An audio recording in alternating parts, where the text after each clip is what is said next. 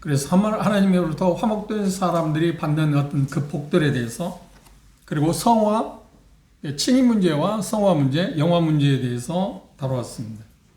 그걸 설명하고 나서 이제 우리는 하나님과 새로운 관계에 들어왔다. 새로운 관계에 들어왔다. 그것을 뭐라고 성경 표현하냐면 새 생명을 얻었다. 뭐 영성을 얻었다. 구원을 받았다. 하나님과 화목됐다. 그런 여러 가지 표현을 합니다. 그런데 그것은 우리의 삶과 관계에 대해서 표현한다고 하면 하나님과 새로운 관계를 갖게 되었다. 그러니까 하나님의 새로운 관계를 갖게 되었는데 하나님과의 어떤 관계를 가졌을 때 그것이 끝이 아니고 그것은 시작에 불과한 것입니다. 어떤 시작에 불과한가? 뭔가 하나님과 관계를 맺었으니까 하나님을 위해서 뭔가 할 일이 있다고 하는 겁니다. 그것을 우리는 곧잘 뭐라고 하죠? 사명이라고 그러지 않나요? 그런데 그 사명은 구원받은 형제 자매들이라면 성도들이라면 모두에게 주어진 것입니다. 좀 각각 다릅니다.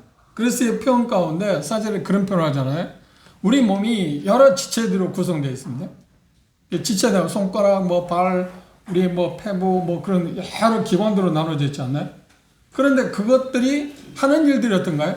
다 다릅니다. 하는 일이 다, 그 직임, 직분이라고 하는 그 표현을 다 다릅니다. 그런데 다 다른데 그것들이 일치해서 어떤 일들을 하는가요? 각각 자기들이 하는 일들을 해야만 몸으로서의 제 기능을 발휘할 수 있지 않나요? 그렇죠. 그 중에 어떤 한 부분이, 지체 가운데 한 부분이 기능이 제대로 하지 못할 때, 인체적으로 볼 때 그 사람들을 우리는 뭐라고 하는가요? 장애를 가졌다. 그렇게 말합니다. 어떤 수많은 그 지체들 가운데 그 한 지체라도 어떤 기능, 그 지체의 한 부분이 기능을 못하게 되면 장애를 가졌다. 그리고 그것의 정도에 따라서 불편하다고 할 수 있고 아니면 그 삶을 살아가는 데에서 보통 어려운 일이 아닐 수 없습니다. 마찬가지로 그리스도 안에 들어오면 우리가 새로운 관계를 갖게 됐는데 새로운 관계를 갖게 되면 당연히 하나님을 위해서 뭔가 할 수 있는 사명을 부여받았습니다. 그래서 이 사질야의 은사에 대해서 이야기를 하고 있습니다. 그럼 은사에 대해서 말하기 전에 뭘 이야기하고 있냐면 인체가 사람의 몸에 여러 지체가 있는데 그 지체들이 각각 자기들의 하는 일을 통해서 몸의 기능을 잘 발휘함으로 해서 그 몸이 더 온전해진다. 건강하다. 이야기했습니다. 아울러 교회에는 수많은 모든 형제, 구원받은 형제들, 구원받는 즉시 성경 말씀에 의하면 각각 하나님을 위해서 하나님과 관계를 맺은 사람이라고 하면 뭔가 형제 자매들에게 할 수 있는 어떤 직분을 주었다. 직분이라고 하는 직임, 어떤 기능이 있다고 하는 겁니다. 그렇죠? 그건 우리가 다 알고 있지 않나요? 그래서 그 기능들을 각자 자기에게 주어진 기능을 잘 해야만 합니다. 그 기능에 어떤 한 분이 못하게 된다면 그 전체가 지금 제대로 잘 돌아가지 않아요. 이게 성숙의 문제가 됩니다. 그 일은 숫자가 많고 적음과 상관없어요. 어떤 면에서 보면 숫자가 많으면 그게 훨씬 좀 어려울 수도 있겠죠. 그렇죠? 그런데 숫자가 많고 적음과 따라 상관없이 성령님의 통제를 받으면 아무리 숫자가 많아도 아무리 문제가 없어요. 숫자가 적어도 성령의 통제를 받지 않으면 어때요? 자꾸 어긋나는 문제가 생길 수 있습니다. 불협화음이 생기고 갈등이 생기지 않나요? 근데 중요한 것은 지체가 많으나 적으나 상관없이 그 교회의 규모가 크냐 작으냐 상관없이 규모라는 말은 어떤 평수를 말하는 겁니다. 성도들의 숫자를 말합니다. 그거와 상관없이 각자 주어진 그 직임들을 우리가 충성스럽게 감당하는 게 중요합니다. 그런데 그 감당하기 위해서 우리가 하나님과 관계를 맺게 되면 두 번째 어떤 일들을 할 수 있는 사명을 준다고 그랬잖아요. 그런데 그 사명을 우리에게 너희들 자신의 힘으로 자의적인 힘으로 그걸 하라고 하는 게 아니라 성령님을 보내주신 이유가 그 성령님으로 말미암아서 그 일을 할 수 있게 하신다는 겁니다. 그건 쉽지 않나요? 그렇죠. 문제는 그럼 어디에 있나요? 성령님의 도움을 받는 것입니다. 다른 표현 가운데 성경에 보면 예수님의 도움을 받는다는 표현도 있고 하나님의 도움을 받는다는 표현은 있지만 구체적으로 말하면 성령님의 도움을 받아요. 성령님이 하시는 일이 그거니까. 그런데 그걸 말하기 전에 3절에 뭐라고 그랬냐면 4절, 5절, 6절, 7절에서는 은사에 대해서 이야기했습니다. 4절은 인체의 어떤 은유적인 표현을 통해서 각 교회에는 수많은 지체들이 있다. 그리고 5절 이하에서 8절까지 이제 각각 주어지는 어떤 은사들에 대해서, 직임 문제에 대해서 이야기를 했어요. 그걸 말하기 전에 3절에서 뭐라고 하냐면 내가 누구인가를 알아야 돼. 참 이상하지 않나요? 이게 문맥이 대단히 중요한 것입니다. 왜 느닷없이 1절에서 올인하라고 그랬잖아요. 그리고 우리의 생각이 변화를 가져와야 한다고 그랬잖아요. 그리고 이 4절에서 뭐라고 그러냐면 우리의 생각을 해야 하는데 어떤 생각을 해야 하냐 할 때 예평 가운데 다시 한번 제가 여러분들에게 힌트를 드릴 테니까 한번 찾아보십시오. 4절 다시 보십시오. 생각이라는 단어가 몇 번 나오고 있습니다. 생각. 3절. 내게 주신 은혜로 말미암아 너희 중 각 사람에게 말하노니 마땅히 생각할 그 이상의 생각을 품지 말고 오직 하나님께 각 사람에게 나눠주신 믿음의 분량대로 지혜롭게 3절의 핵심되는 단어가 뭔가요? 반복해서 사용하는 단어가 뭔가요? 생각이에요. 하나님께서 우리 이런 말씀을 성령을 위해서 말씀을 기록할 때 어떤 단어가 반복된다는 것은 그 강조점이 있다는 거예요. 그게 상식적인 거 아닌가요? 생각에 대해서 있어요. 내가 누구냐? 그럼 나는 어디에 속했냐? 나는 무엇을 해야 하느냐? 지금 그것을 지금 말하기 위해서 3절에서 내가 누구냐고 하는 것을 지금 이야기했어.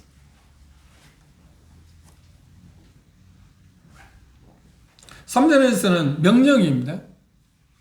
자기 자신을 정확하게 평가하라. 왜 그게 필요하다고요? 아까 이야기했잖아요.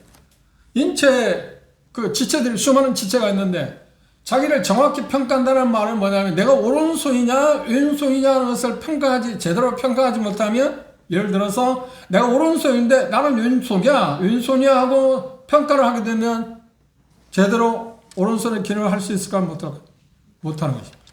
그래서 자기 자신을 정말 잘 평가라고 하는 겁니다.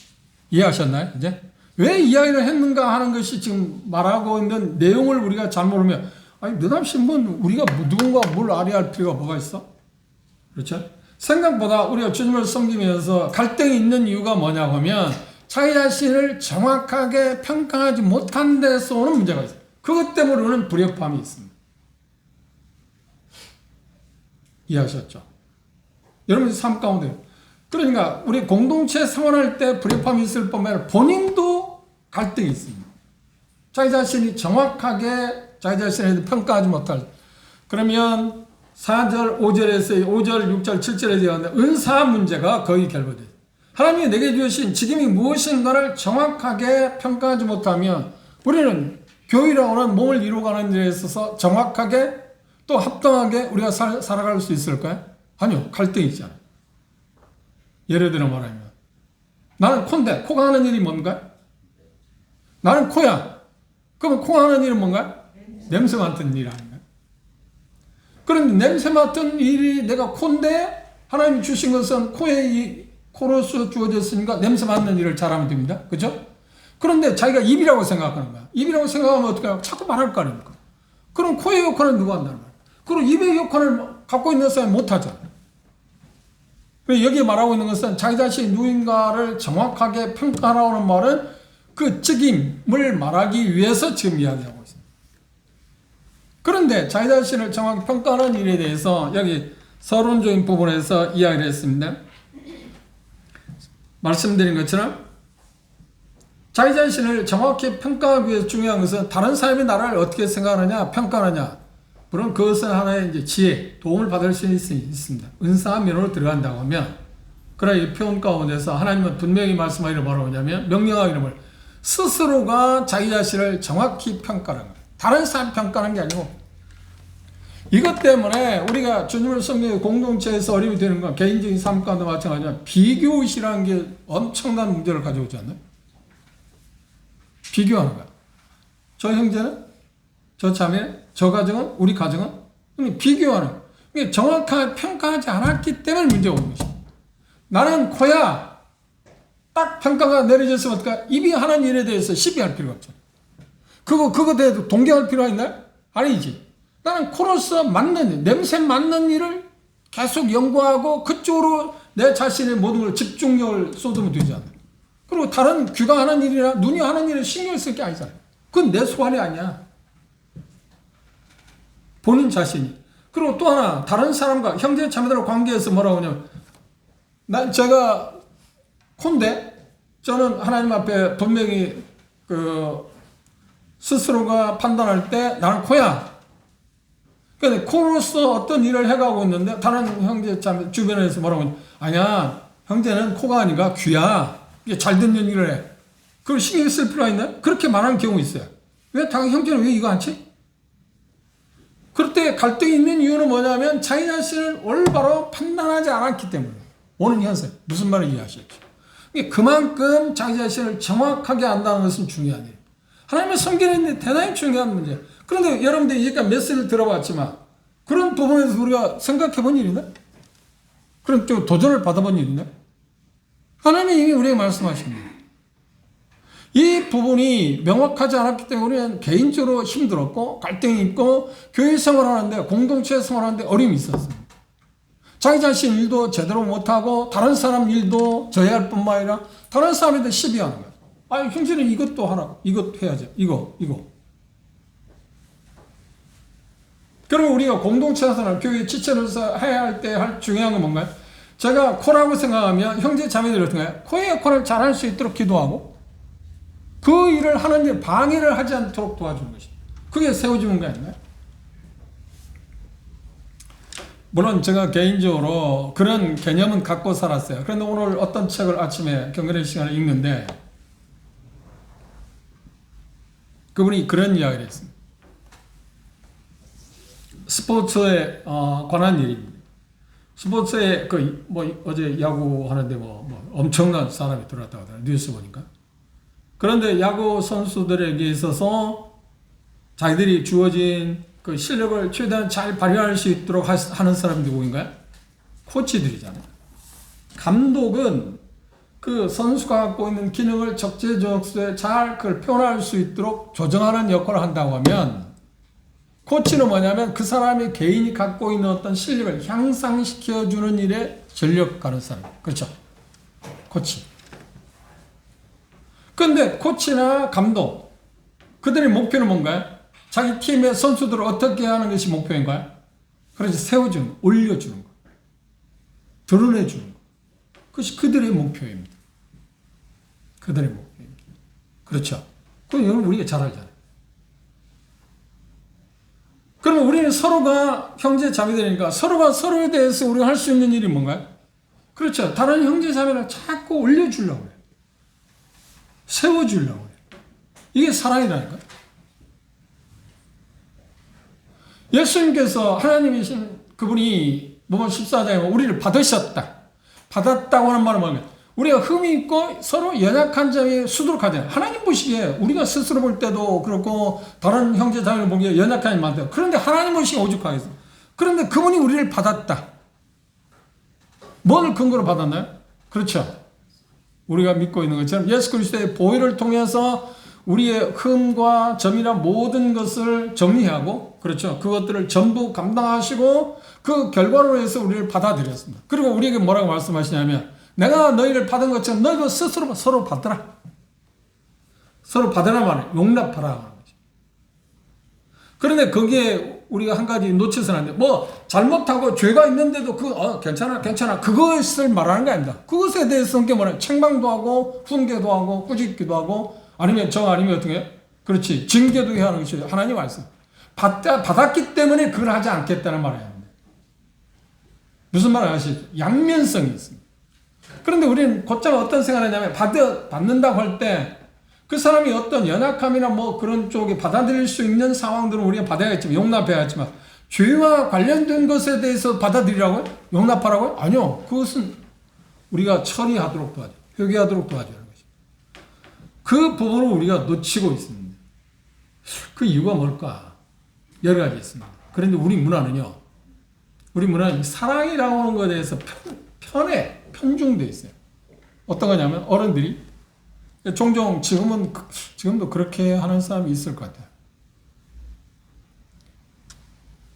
할아버지가 처음 되는 사람의 특징이 뭐냐 하면 핸드폰에 그 손자들, 손녀들이 노는 모습을 다 캡처해가지고 그걸 잘 알아. 그걸 잘 알아. 지난번 제 동서 죽은 사건을 봤었잖아요.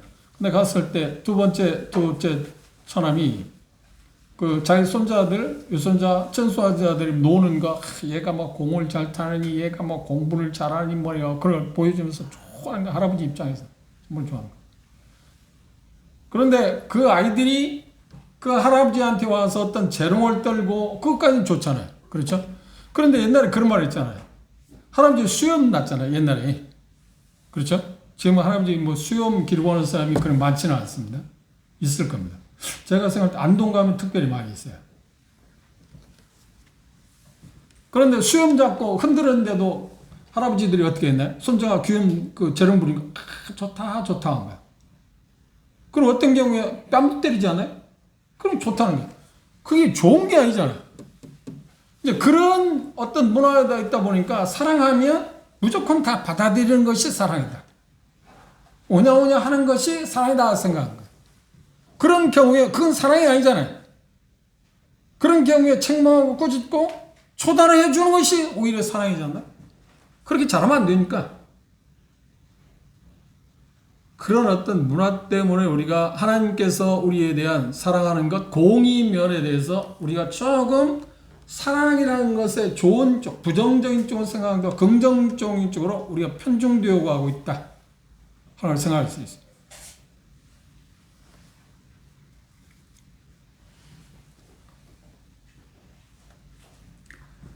여기서 하나님께서 우리에게 바울사도를 통해서 우리에게 말씀하시는 그 모습을 보면 다시 보면 내게 주신 은혜로 말미암아 너희 중 각 사람에게 만나 각 사람에게 만난다. 각각 형제 구원받은 노마 있는 형제 자매들 각자에게 지금 말한다. 그리고 뭐라고 하는 거야? 마땅히 생각할 그 이상의 생각을 하지 마라. 생각이라고 하는 단어를 썼습니다. 생각 세 번이나 썼죠. 우리 번역 성경에는 제 거는 개혁 성경인데 여러분의 개정판에는 뭐라고 나와 있나요? 맨 마지막 부분을 한번 읽어볼까요? 3절 마지막 부분. 지혜롭게. 그렇지. 개정판이나 개혁성이나 똑같네. 지혜롭게. AVF 그 성경에는 뭐라고 번역되어 있냐면 그렇게 번역되어 있습니다. 냉철한 판단. 냉철한 판단. 그런데 냉철한 판단은 좀 어려운데 지혜롭게 생각한다면 지혜롭게 생각한다는 말이 무슨 말인지 알겠는데 좀 잡히지 않잖아요. 그런데 냉철한 판단이라고 하면 어려운 말이긴 하지만 그렇구나. 그게 뭔가 좀 생각이 좀 있지 않나요? 그런데 한국어 새번역 성경에는 뭐라고 기록되었냐면 번역했냐면 그렇게 번역했습니다. 분수에 맞게 생각해. 이 말이 훨씬 더 우리에게 다가오지 않나요? 분수에 맞다. 분수. 속된 말로 소크라테스가 뭐라고 했나요? 너 자신 알다. 그러니까 속된 말로 우리는 종종 뭐라고 해? 그 호남 사람 방언대로 내 꼬라지를 알라. 그게 대단히 저속한 말입니다. 그런데 그 말의 의미하고 이 말하고 지금 상통하는 겁니다. 자기 자신을 안다는 것은 정말 중요하다. 그러면 지금 자기 자신을 안다는 목적이 뭐라고 해요? 하나님께서 자기에게 주어진 이 인체, 각 지체에 의해서 은유적으로 표현한 것처럼 우리에게 주어진 그 어떤 것들이 있는데 그것들을 정확히 알아야 할 필요성이 있다고 말하기 위해서 지금 이야기하고 있습니다. 그래야만 자기가 제대로 기능을 발휘할 수 있지 않나요? 자기 일을 제대로 할 수 있지 않나요? 그것 때문에 그런 것입니다. 로마서 12장 여기 6절 이하에서 여러 가지 은사가 나와 있습니다만 성경에 나와 있는 은사의 종류는 우리가 다음에 볼 것입니다만 다양성이 있습니다. 여기에 한정된 로마서 10장에 나오는 은사하고 에베소 4장에 나오는 은사하고 고린도전서에 나오는 은사하고 종류를 다 합하면 종류가 여러 가지 있습니다. 그런데 그것들이 한 가지로 말한다면 내가 어떤 은사, 내가 그리스도의 몸의 어떤 지체인가 하는 것을 정확하게 판단하는 게 필요하다. 이유가 뭔가요? 그래야 효과적인 일들을 할 수 있으니까. 그래야 효과적인 일을 할 수 있습니다. 지난 시간에 우리가 접근한 게 그잖아요. 내가 누구인가? 그리고 나는 어디에 속했는가? 세 번째는 뭔가요? 나는 무엇을 해야 하는가? 지금 그것에 대해서 이야기하고 있어요. 그런데 두 번째, 어디에 속했느냐? 내가 무엇을 해야 하느냐 하기 전에 뭐가 중요하다? 내가 누구냐? 도대체. 그런데 바울사는 구체적으로 말하냐? 자, 내가 누구인가를 정확하게 판단하라. 지혜롭게. 그런데 쉬운 표현으로 뭐라 했어요? 분수를 알겠지. 분수에 맞게 생각. 분수라는 말은 모르는 사람이 없죠. 그렇죠? 거기에서 파생된 그 같은 비슷한 말이 그런 말이 있습니다. 우리들 자신들이 그리스도 안에 들어왔는데도, 그리스도 안에 밖에 있을 때도 마찬가지로 그리스도 안에 들어왔는데도 여전히 우리 마음 가운데 두 부류의 생각을 갖고 있습니다. 생각하는 다.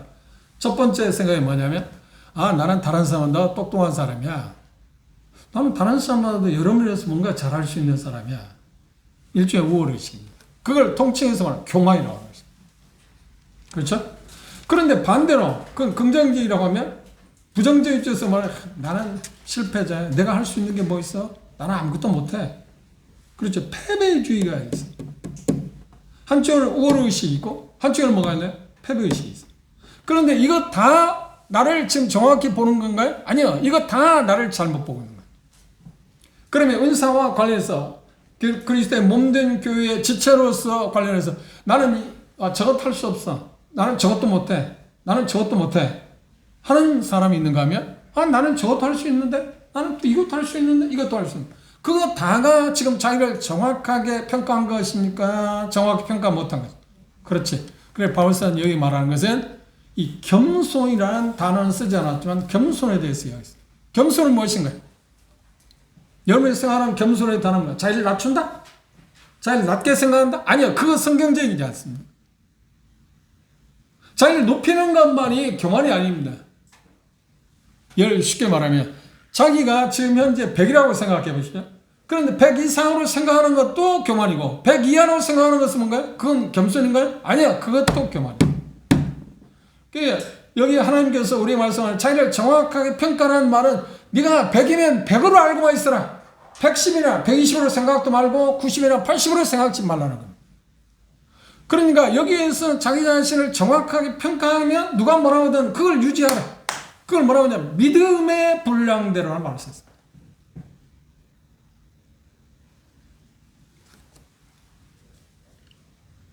어려운 이야기죠. 제가 이야기하는 것이 좀 어려워요. 제가 계속 기도하고 지금 준비하고 이야기하고 있지만 어려운 이야기입니다. 그런데 여기에서 말하는 믿음의 분량대로 이야기하는데 그 믿음은 뭘까요? 믿음은 뭘까요?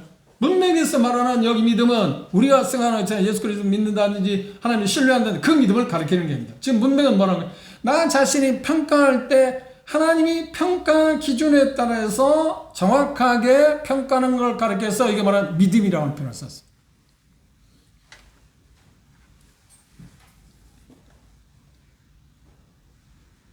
나 자신에 대해서 실체, 내 자신이 생각하는 것이 100이라고 하면 100 이상 그 이하도 생각지 않는 것입니다.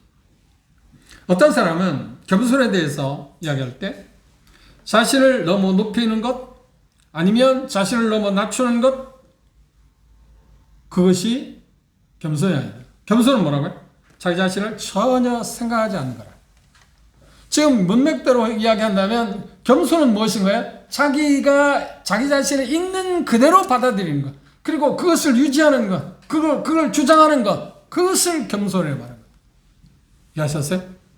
낮춰도 안 됩니다. 높여도 안 됩니다. 높이거나 낮추는 것은 뭔가요? 높이면 우리는 심리학적인 이야기에서 우월의식이라고 하고 낮추면 열등의식이라고 합니다. 그건 다 교만에 불과합니다. 하나님이 원하는 것은 그건 아닙니다. 교만은 무엇인가요? 그럼 낮추거나 높이는 것은 뭔가요? 공통점이 있는데 자기 자신에 대해서 몰두하고 자기 자신에게 초점을 맞출 때 교만이라고 합니다. 그러면 지금 상반되잖아요. 자기 자신을 정확히 알아야 한다고 그러잖아요. 그러니까 지금 이야기하면서 하나님 우리의 말씀하신 건 자기 자신을 높이는 것도 문제고 낮추는 것도 문제다.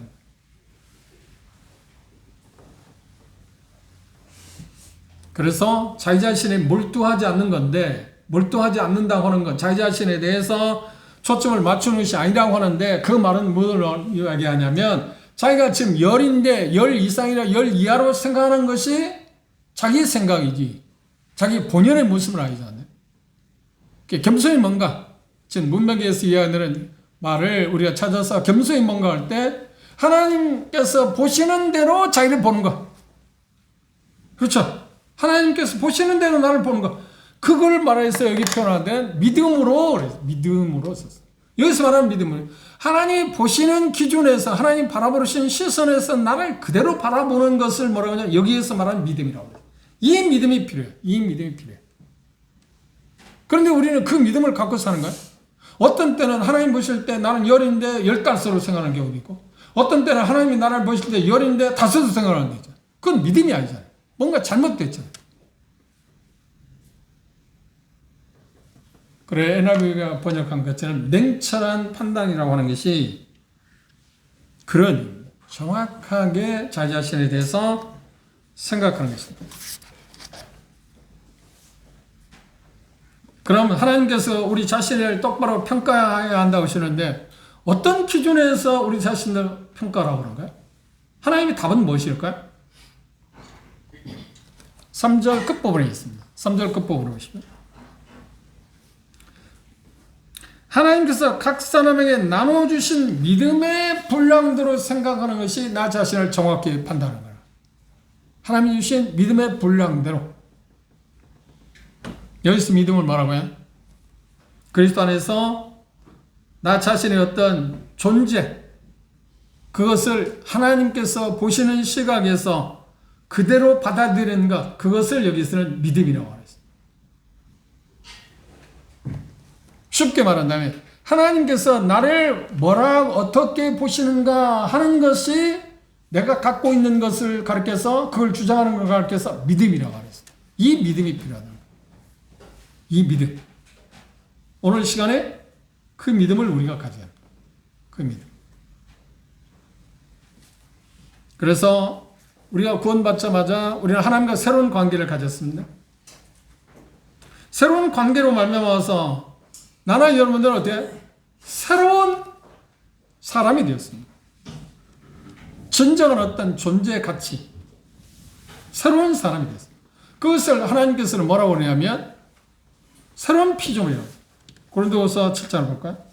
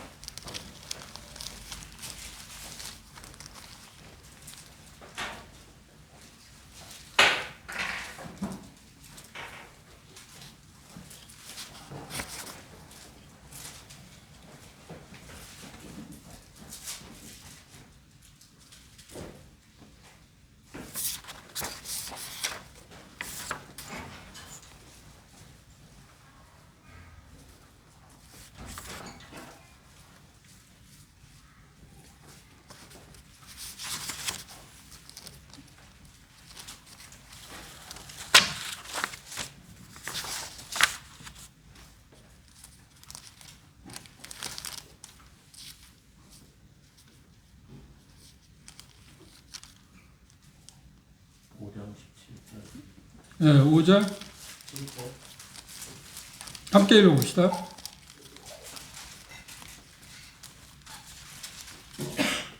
고린도후서 5장 17절 시작.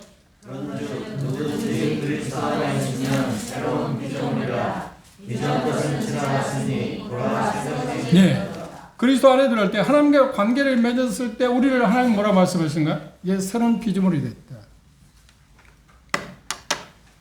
하나님의 보시는 시선에서 우리가 볼 수 있는 것, 그것을 여기 본문에서 믿음이라고 이야기했습니다. 하나님을 어떻게 생각하시는가요?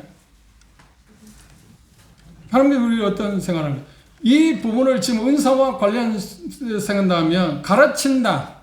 누가 가르치는 은사가 주어졌다.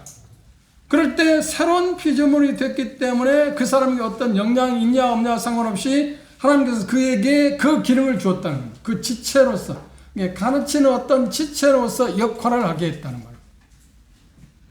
그리스도 안에 들어와서 새로운 피조물이 됐기 때문에 새로운 어떤 신분, 그것들을 갖게 되었다고 하는 이야기입니다. 그것들을 우리가 생각하는 게 필요합니다. 이 표현을 이렇게 생각할 수 있습니다. 인간 관계에서, 그리고 인간으로서 이 세상에 살아가는 데서 요구하는 세 가지 것이 구성되면 그는 참 행복하다. 그렇게 일반적으로 어떤 심리학적으로 이야기하기도 하지만, 그래서 첫 번째가 뭐냐면 소속감. 나는 받아들일 수 있는 것. 두 번째가 가치관. 나는 요구되고 있는 것. 누군가가 나를 필요로 하는가. 어느 집단에서 나를 필요로 하는가. 근데 성경에서 이 로마 12장에서 보면 뭐냐면 하나님께서 나를 필요로 한다는 거야. 왜? 내가 그리스도 안에 있기 때문에. 소속도 있잖아요. 그런 나에게 하나님께서 나를 필요로 한다는 거야. 그래 나를 필요로 하는데 세 번째가 뭐냐면 이제 신뢰감. 나는 할 수 있는가. 그래서 하나님께서는 6절, 7절, 8절에서 이런 일들을 할 수 있는 기능, 은사를 주셨다는 거예요. 이게 중요한 거예요. 그러니까 지혜롭게 하나님 주신 믿음 안에서 지혜롭게 생활하는 말은 하나님이 우리에게 주어진 새로운 신분에서 우리에게 주어지는 것들을 생각하고 그것 안에서 우리가 어떤 활동을 할 수 있다는 거예요. 어떤 면에서 엄밀히 따지면 우리는 정말 행복한 사람 아닌가요? 왜 행복한 사람인가요? 좀 전에 이야기한 것이 이루어지면 우리는 일반적으로 행복하다고 합니다. 그 중에 뭐가 있어야 하냐? 소속감. 그 다음 가치감이 있어요. 그 다음 신뢰. 나를 필요로 하고 나는 무엇인가 할 수 있어서 무엇인가 주어졌어요. 이 세 가지가 우리가 주어졌고 그 일에 대해서 요구되어지고 어떤 데 정확하게 소속. 물론 소속이 악한 집단에 조폭의 집단에 있으면 그 사람이 행복할 수는 없죠. 나름의 어떤 성취를 가질 수 있겠죠. 그렇죠? 그러나 일반적인 쪽에서 하나님 밖에 일반적인 쪽에서 건전한 단체에 소속되어 있고 그리고 그곳에서 자기를 필요로 하고 그곳에서 자기가 어떤 일이 주어져서 그 일을 할 때 사람은 행복한 거죠. 그런데 우리는 어떤 사람이에요? 그리스도는 어떤 사람인가요? 하나님이 우리를 구원하셔서 그리스도 안에 주셨어요. 구원하심으로 말미암아 소속을 어디로 바꿨나요? 이 땅에서 어디로? 하늘로. 사단의 권세에서 우리는 하나님께 소속을 바꿔놨어요. 그럼 우리는 그때 우리는 행복해. 아 정말 바랄 게 있으면 더 이상 바랄 게. 그렇죠? 그런데 그뿐인가요? 그것을 끝난 게 아니라 두 번째 뭔가요? 하나님이 나를 요구하세요. 우리를 필요한다는 거예요. 왜? 구속받았기 때문에. 우리 본연의 모습을 통해서 볼 때 하나님이 나를 필요하지 않아요. 우리는 쓸모없는 사람입니다. 세상의 가치관을 통해서 보면 현재까지 물론 젊은 형제자매들은 이제 주님이 더디우시면 잘 자라서 그런 자리에까지 갈 수 있어야 한다고 나는 생각합니다. 그런데 현재까지는 청와대를 안고 뭐라고 합니까? 대통령실이라고 합니까? 대통령실에서 우리를 필요하지 않습니다. 그렇죠? 그러면 그런 쪽에서 나는 소속이 없습니다. 그런 쪽에서 보면 국가적 한국의 국가적인 차에서 보면 대통령실에 근무하지 않기 때문에 나는 소속이 되어 있지 않게 거기에서 누릴 수 있는 그 행복은 나는 없어. 거기 소속되지 않기 때문에 거기에서 나는 필요하지 않습니다. 대통령이 나를 필요하지 않습니다. 필요하지 않으니까 소속되지 않았으니까 내게 어떤 일이 주어지는가요? 주어지지 않아요? 아니 주어지지 않죠. 아무것도 주어지지 않습니다. 자기가 뭔가 한다고 해도 의미가 없습니다. 그런데 생각해 보죠. 예수 그리스도의 보혈로 말미암아서 우리가 구원받자마자 우리의 소속을 누구에게로 옮겼어요? 하나님께로 옮겨요. 그리스도에게 옮겼어요. 그 분명한 소속을 갖게 됐어요. 소속을 준 이유는 뭔가요? 소속감을 준 이유는 뭔가요? 그렇지. 하나님이 나를 필요하다고 해서 뭔가 사명을 주시기 위해서. 나를 필요해요. 나를 필요하기 때문에 뭘 주시나고요? 각각 그 지체의 역할을 감당할 수 있도록 하신다. 그런데 그 일을 누가 하게 한다고요? 성령님의 능력으로 그 일을 하게 하신다. 한번 생각해 보십시오.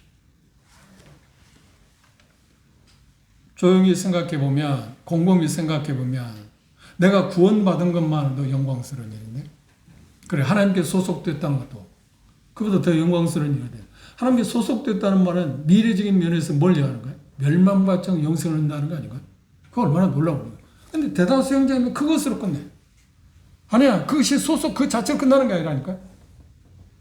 우리를 그쪽에 소속시킨 것은, 그렇게 부르신 이유는 뭐냐면 하나님이 우리를 필요로 해서 뭔가 일을 맡기겠다. 사명 주시겠다. 생각해 보세요. 하나님을 위해서 우리가 이 세상에 뭔가 할 수 있다는 생각을 할 때 그보다 영광스러운 일이 어디 있냐. 그래, 누트는 그런 말을 했어요. 하나님께서 어떤 일을 주셨다. 그건 성직이다. 성직 무슨 말을 하시죠? 중세 암흑 시대는 성직은 오늘날도 많은 사람들이 생각하는, 종교인들이 생각하는 성직은 뭔만 성직이에요? 목사만, 기름 부음한 사람만 성직이라고. 그렇지 않는 사람 아니야. 성직이 없어. 그런데 너트는 존경할 때 뭐라고 하냐면, 아니야, 그 사람들이 성직이 아니야. 물론 존경할 때 사제들, 그 다음에 수녀들, 신부들, 사제 똑같은 겁니다. 뭐 교황청에 있는 사람들, 그 사람들만 성직자라고 생각했는데, 아니야, 자기도 그런 성직이다. 구원받고 나서만, 아니야, 그게 성직이 아니야. 하나님이 어떤 일을 주셨든 그것은 다 성직. 맞는 말이 아니면 지금 같은 맥락이에요. 구원 받았기 때문에 하나님 앞에 들어왔기 때문에, 그리스도에게 안에 들어왔기 때문에 모든 형제자매들 뭘 주셨다고요? 성직을 주셨다니. 뭔가 할 수 있도록, 뭐 우리 필요하기 때문에. 그런데 그 일을 하기 전에 1차적으로 필수적인 게 뭐라고요? 나 자신을 정확히 하는 게 필요해요. 지금 그걸 이야기했어요. 기억하십시오. 나는 분명히 소속되어 있습니다. 어디에 소속되어 있습니다? 그렇죠. 그리스도 안에. 하나님의 가족이잖아요. 이걸 잊지 마십시오. 그래서 내가 하나님의 가족이다 하는 것을 항상 그 믿음을 갖고 살면 우리는 세상에 살아갈 때 어떻게 살까요? 조금 다르게 살 수 있잖아요. 제가 종종 강조합니다. 조금 다르게. 많이 다르게 말고 조금 다르게 살 수 있잖아요. 그러니까 조금 다르게 살아도 다른 사람들은 이것에 전을 모르고서 자기들이 삶을 살아갈 때 조금만 달라도 표가 나는 거예요. 비슷하게 어떤 것을 그렇게 사는 사람이 많으면 조금 달라서는 안 되잖아요. 더 표가 나요. 특출해야 하잖아요. 근데 전혀 다른 세계이기 때문에 조금만 달리 살아도 드러날 수밖에 없습니다. 좀 다르게 살 수 있잖아요. 그리고 하나님이 나를 필요했다. 이건 정말 영광스러운 일입니다. 그래서 너희들은 그런 이야기를 했습니다. 세상에서 가장 영광스러운 일이 뭔가? 가장 가치 있는 일이 뭘까? 하나님을 위해서 뭔가 하는 거다. 그래서 그 다음 말이 그걸 말하는 거예요. 하나님께서 어떤 일을 주셨든 그건 성직이다. 하나님을 위해서 뭔가 하고 할 수 있는 게 있다. 그런데 오해하지 마시고요. 여러분 생각할 때 저처럼 가르침의 은사를 받아서 가르치는 사람만 그게 중요한 거예요. 아니요. 저도 한 부분을 하고 있는 거예요. 우리 인체랑 말하면 입의 역할이 중요하죠. 그렇죠? 코의 역할도 중요하고 눈의 역할도 중요하고 귀의 역할도 중요하고 뭐가 중요한 거예요? 어떤 게 중요한 거예요? 다 중요한 거죠. 다 중요한 거예요. 그럼 바울사도 고린도 12장에 뭐라고 하냐면 이 외부에 나타나진 것보다 우리가 실선으로 시각적으로 볼 수 있는 것 말고 더 중요한 기능은 어디에 있다고요? 보이지 않는 데 있어요. 이 안에 더 중요한 기능. 그죠? 그러니까 각각 오늘 우리들이 다음 시간에 우리가 그걸 구체적으로 생각할 겁니다. 내게 주어진 일이 내게 있다고 하는 것을 인지해. 나는 할 일이 없어. 아니요.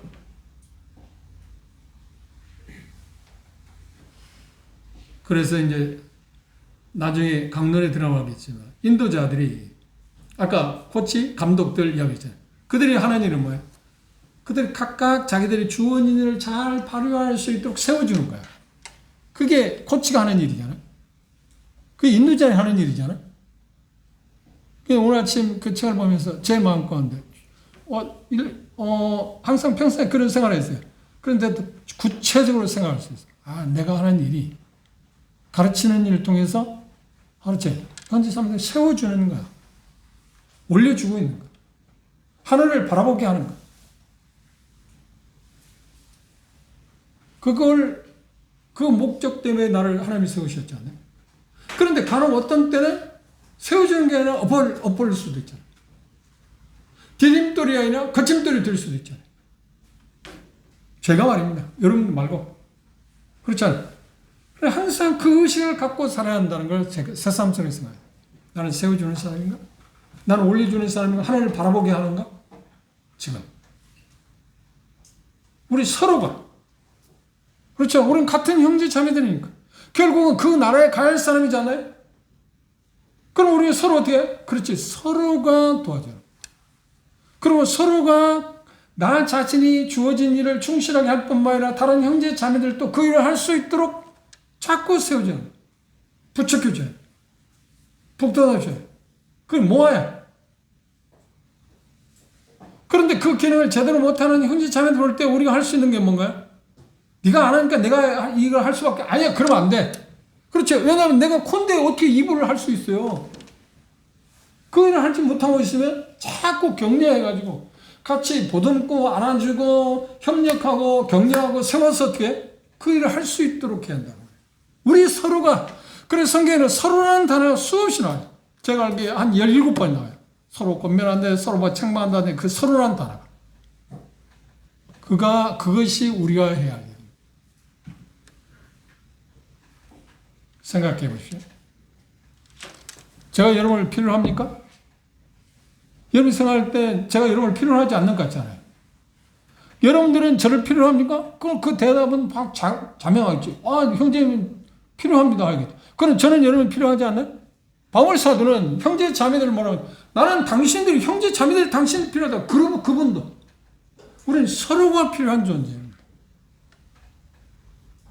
그 말은 뭐예요? 서로 도움을 받아야 할 사람이에요. 주고받아야 할 사람이에요. 그러니까 성경에서 교제라는 말은 주고받는 거거든요. 일방통행이 아니에요. 오해하지 마세요.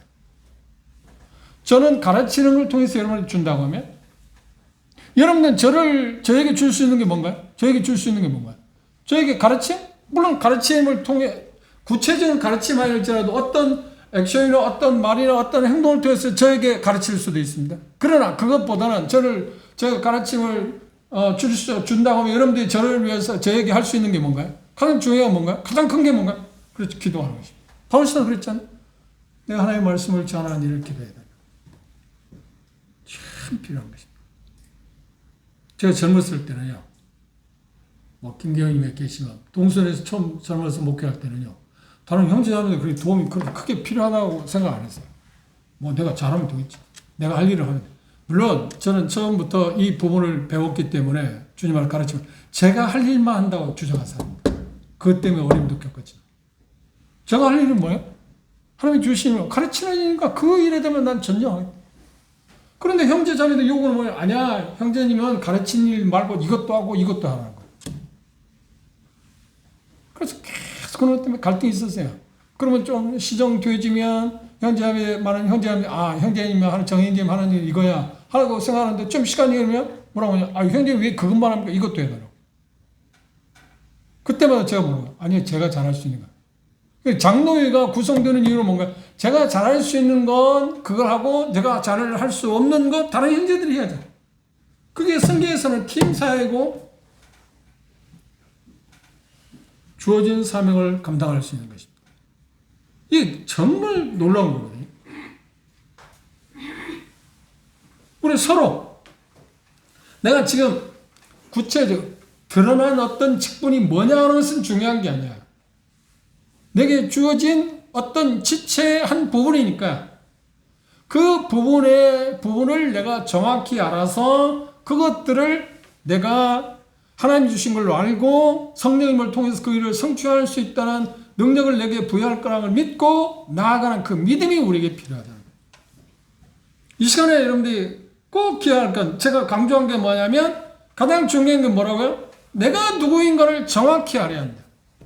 거기서 너무 넣어서 앞에 가서 안 되고 뒤에 쳐지도 안 됩니다. 그런데 그걸 하나님의 답변은 뭐라고 했나요? 다시 보십시오.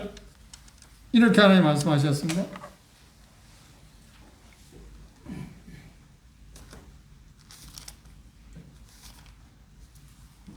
로마서 12장 3절 하반절에 보면 오직 하나님께서 각 사람에게 나눠주신 믿음의 분량들, 여기 단어 가운데 나누어 주셨다. 나누어 주셨다. 그 나누어 주셨다 올 때 6절, 7절, 8절에서 말하는 거예요. 이렇게 각각 나눠줬다. 그러니까 무슨 말이냐. 우리가 구원받자마자 너는 오른손의 엄지야. 너는 금지야. 장지야. 이렇게 정해졌다. 뭘? 하나님의 은혜로. 하나님의 은혜로 주었다는 말하면 그 사람의 어떤 자격이 있어야 그 엄지 역할을 할 수 있어서가 아니라 하나님이 그냥 은혜로 그 일을 할 수 있게 하셨다는 거예요. 이걸 은혜라고 해요. 내가 그 일을 할 수 있기 때문에 그걸 한 게 아니고 구체적으로 제가 잘 가르칠 수 있는 사람이기 때문에 하나님께 제게 가르칠 길 준 게 아니라는 거예요. 그걸 은혜로 주었다. 그 은혜를 주었는데 성령님을 통해서 제가 그걸 잘 가르칠 수 있도록 효과적으로 그 일을 하도록 도왔다는 거예요. 그리고 여기 온 거예요. 이해하셨죠? 여러분도 마찬가지예요. 믿음이 불량합니다.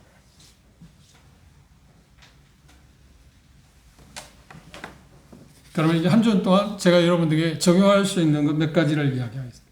한번 시도를 해봅시다. 실제적으로.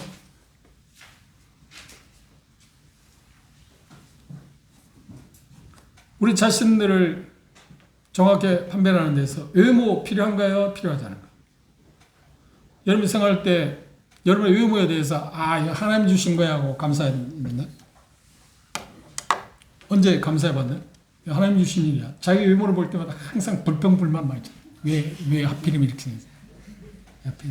왜 그래? 그런데 결국은 그것에 전혀 불평불만을 하지 않을 때가 와요. 언제냐? 그분이 오시냐?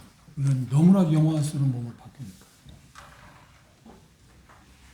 제가 믿기로는 그분이 오시면 제 모습이 다 없어지고 새로운 어떤 조각 미남으로 만드는 게 아니고 제 모습에서 가장 좋은 모습을 만들 거예요. 그러면 대경제 나를 볼 때 저인재님 저런 사람이 있나? 저렇게 바뀌었나? 그게 아니고 딱 보면 저인재야. 내가 이 대경제를 보면 정말 멋있는 대경제라니까. 내가 바로 알아봐. 그렇게 바뀌어놓을 거야. 바꾸실 거야. 그런데 하나님이 우리를 창조할 때 우리가 이 세상에 올 때 그냥 태어났나요? 아무런 목적 없이 이 세상에 던져졌나요? 아니야. 분명히 창조의 어떤 목적을 갖고 이 세상에 우리를 오게 하신 거야. 그런데 재미있는 것은 뭐냐면 내가 원하지 않는 부모들. 내가 원하지 않는 환경. 자기가 원하는 부모, 자기가 원하는 환경 가운데 태어나서 몇이나 있어요? 그리고 내가 원하지 않는 그런 외모. 그래서 그 부분에서 우리가 중요하게 생각할 것은 바꿀 수 있으면 바꿔야 합니다. 그래서 성경 수술이 필요하면 할 수도 있을지 모릅니다. 그런데 그건 중요한 겁니다. 그럼 바꿀 수 없는 것은 어떻게? 수용하라는 말이 있습니다. 이게 자기 자신을 정확히 아는데 대단히 어려운 거죠. 제가 다시 말씀드립니다. 여러분들의 의향이나 여러분들의 주어진 환경들, 부모들의 관계나 가족 관계나 그걸 통해서 그걸 보면서 하나님 정말 이런 관계 가운데 이런 부모 밑에서 이런 환경 가운데 이런 외모를 하나님 주셔서 감사하다고 감사해 본 일 있나요? 불만투성이잖아요. 그렇게 하면 창조하신 그분과 나는 지금 정확한 그분이 보시는 쪽에서 어떤 분명한 목적을 의식하고 나를 창조했는 모양을 빚어냈는데 그러면 그분과 갈등이 있나요? 없나요? 그럼 제대로 기능을 발휘하겠습니까?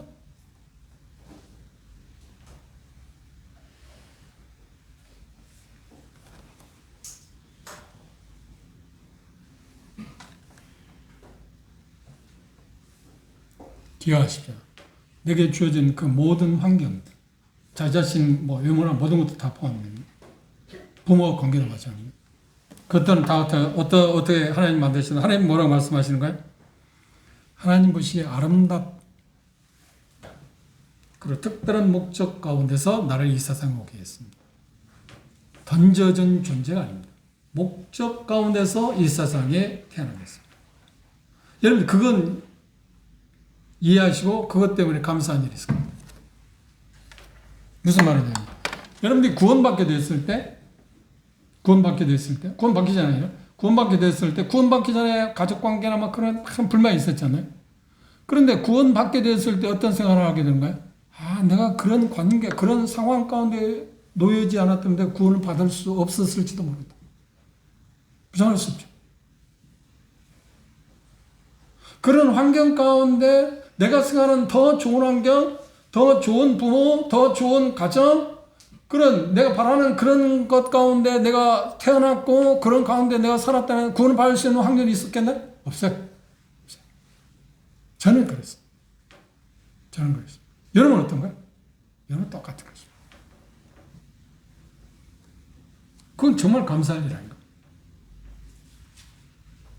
기억하십시오. 나 자신을 똑바로 보기 위해서는, 정확히 보기 위해서는 먼저 하나님이 주신 모든 내와 지금 인간관계, 그러니까 가족관계나 그 모든 것입니다. 그것들을 하나님 보시기에 아름답게 하셨다. 분명한 목적의식에서 내가 그곳에 태어났다. 왜 하필이면 제가 셋째로 태어나겠습니까? 첫째로 태어나면 더 좋았어요. 그죠? 저도 오랫동안, 구원받고는 오랫동안 갈등이 있었어요. 아버지에 대한. 왜냐하면 그분은 외아들로 자라가지고 부잣집 아들이다 보니까 계속 하는 게 뭐냐면 주막, 그런 게 시골이니까 주막에 가서 술 드시고 노름하고, 뭐 큰 노름은 아니겠지. 그래. 그리고 마음이 좋으니까 다른 사람 빚 보증들하고 나중에 그 수많은 전답 다 넘겨줬어요. 그리고 자식들이 고생했잖아. 그런데 그 아버지를 내가 어떻게 받아들이겠어? 그런 아버지 밑에서 앉아있으면 내가 얼마나 더 좋았겠어. 내가 생활하는데 더 많은 공부도 할 수 있었고. 그런데 만약에 그 길을 갔다 오면 어떻게 해? 내가 구원받을 수 있을까요? 아니요. 전혀 가능성이 없어요. 사람에서 보니까 하나님은 참 놀라우신 분이다. 그 자체가 좋은 건 아닙니다. 그 자체를 우리가 환영할 일은 아닙니다. 그렇죠? 그런데 그것을 통해서 내가 하나님 앞에 새로운 발견, 새로운 쪽으로 변화될 수 있었다는 생각하면 그거 얼마나 좋은 것입니까? 각자 그 시선에서 본다는 거예요. 한 주간 사는 동안에 그걸 생각해 보시죠. 그리고 형제들 간에 갈등이 있었으면 그런 시선을 갖고 생각하면 어떻게 되는 거예요? 나 자신 똑바로 보면 형제한테 전화할 수 있을 겁니다. 나 언니 때문에 대단히 언니가 똑똑하고 나는 못해서 귀죽어서 살았는데 이제 보니까 그것 때문에 내가 주님을 알게 되고 그것으로 인해서 나는 그런 마음에서 이제 벗어날 수 있었어. 자신을 똑바로 보게 됐다는 겁니다. 고마워. 화해할 수도 있잖아요. 부모들에 대해서 살아계신다면 왜 하필이면 당신입니까? 고약한 말인데. 그런데 자기 자신을 똑바로 하나님께서 나를 아름답게 창조하셨다는 그런 환경 가운데 두셨다는 것을 그 자체를 말하는 겁니다. 그걸 통해서 하나님이 일하시기 위해서 목적 가운데서 나를 창조하셨기 때문에 그걸 우리가 받아들인다면 나를 똑바로 본다면 어떡해요? 감사할 수 있고. 생각보다 자기 부모들한테 감사하고 사는 자녀들이 많지가 않아요. 나 그래서 젊은 형제 자매들이 종종 그러냐.